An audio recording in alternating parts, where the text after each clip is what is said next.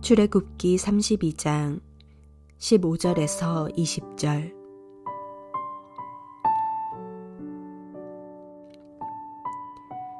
모세가 돌이켜 산에서 내려오는데 두 증거판이 그의 손에 있고 그 판의 양면 이쪽 저쪽에 글자가 있으니 그 판은 하나님이 만드신 것이요 글자는 하나님이 쓰셔서 판에 새기신 것이더라. 여호수아가 백성들의 요란한 소리를 듣고 모세에게 말하되 진중에서 싸우는 소리가 나나이다. 모세가 이르되 이는 승전가도 아니요 패하여 부르짖는 소리도 아니라 내가 듣기에는 노래하는 소리로다 하고 진에 가까이 이르러 그 송아지와 그 춤추는 것들을 보고 크게 노하여 손에서 그 판들을 산 아래로 던져 깨뜨리니라. 모세가 그들이 만든 송아지를 가져다가 불살라 부수어 가루를 만들어 물에 뿌려 이스라엘 자손에게 마시게 하니라.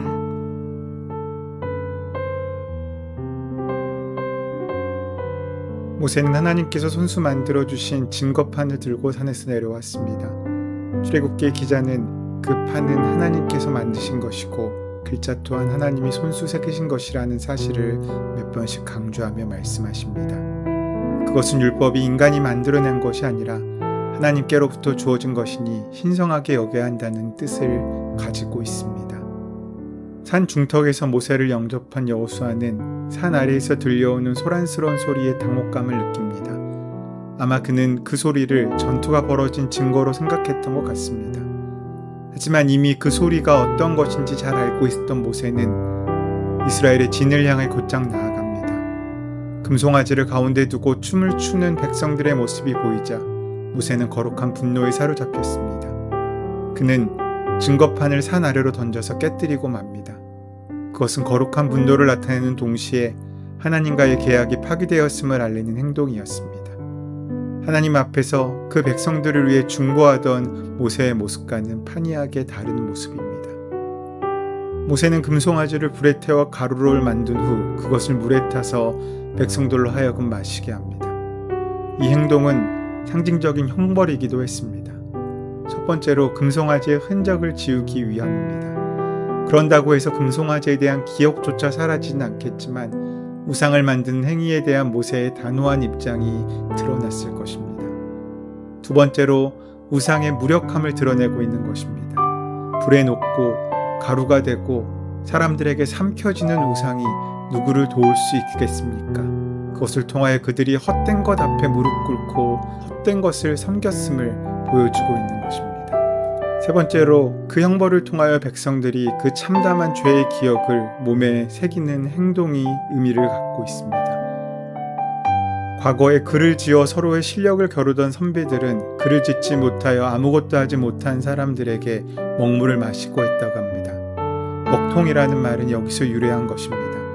먹물을 마신 사람은 그날의 치욕을 기억하며 절치부심했을 것입니다. 마찬가지로 가루가 된 우상을 물에 타 마신 이들은 평생 그날의 부끄러움과 그들의 죄를 잊을 수 없이 그 마음 깊이 기억하게 되었을 것입니다.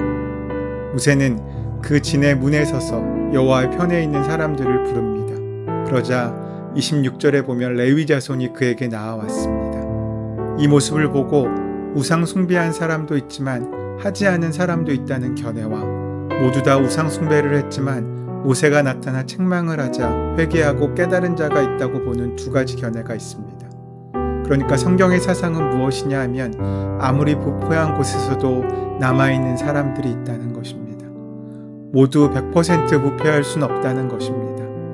아무리 많은 교회가 엄청나게 부패했다고 할지라도 남은 자는 반드시 있다는 것입니다. 여기에서도 남은 자를 하나님께서 부르셨다는 뜻을 의미합니다. 모세가 진을 친 입구에 서서 하나님을 의지하는 자들을 나오라고 했을 때 레위 사람들이 진 앞으로 나왔습니다. 그리고 레위 자손들로 하여금 3,000명 가량의 사람들을 죽이게 하였습니다. 정말로 무서운 장면입니다. 출애굽 이후에도 아마도 처음으로 이스라엘이 가장 많이 죽은 사건이라고 할 수 있습니다. 오늘의 기준으로 보면 너무 잔인하게 받아들여질 수도 있겠지만 이것은 죄는 반드시 철저하게 처리해야 한다는 사실을 보여주고 있습니다. 그날에 3,000명이 죽었다고 했습니다. 그래서 유명한 무디 목사님은 율법을 주신 날에 3,000명이 죽었고 오순절 성령을 주신 날엔 3,000명이 살렸으니 이 두 사건이 대조된다고 말하고 있습니다. 그것은 율법으로는 구원을 받을 수 없다는 의미이기도 했습니다.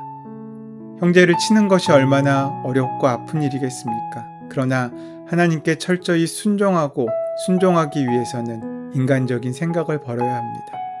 하나님께 형제까지 치면서 순종하였으니 너는 참으로 하나님께 모든 것을 바친 자가 되었다고 하셨습니다.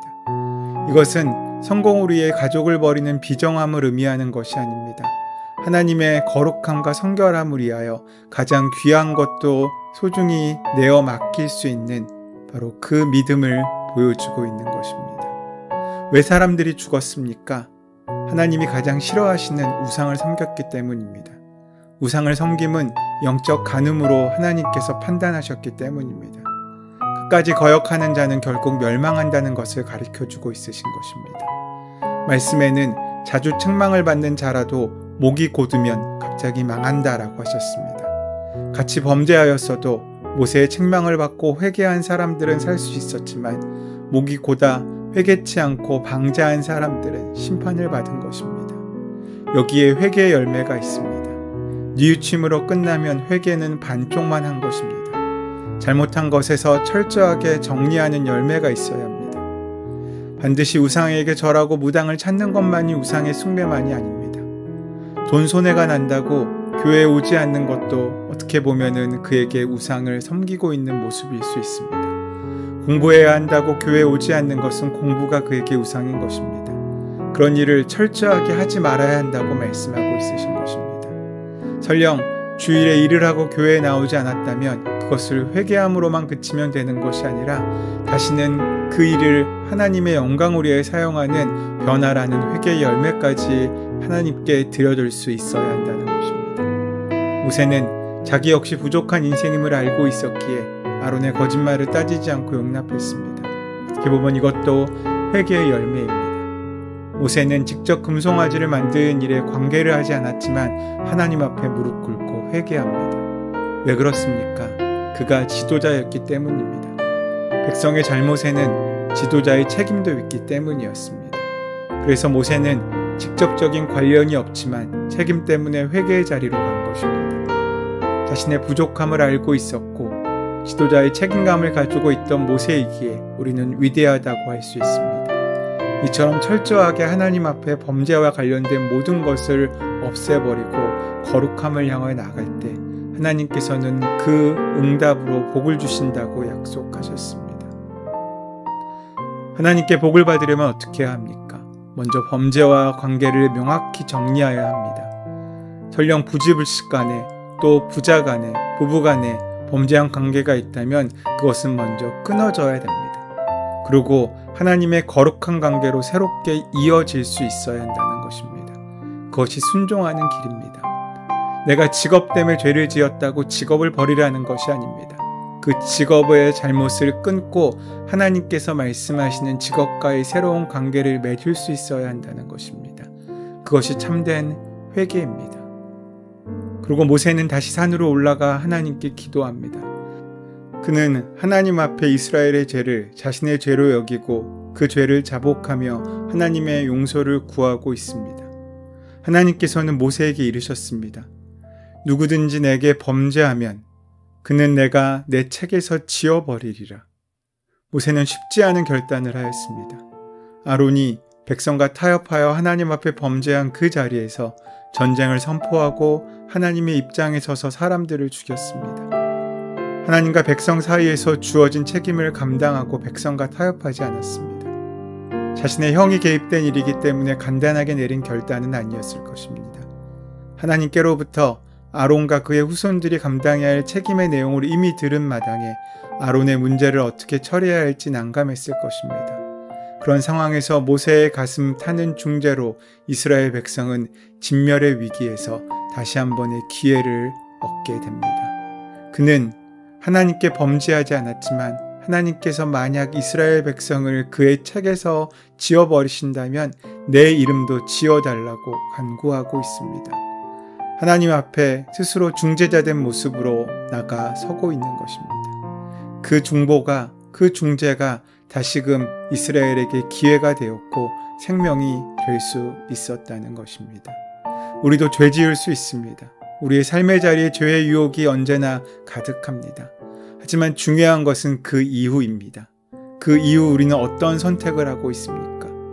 우리가 죄로 깨달았다면 끊어버리되 철저히 끊는 용기를 내는 하루가 되시기를 소원합니다.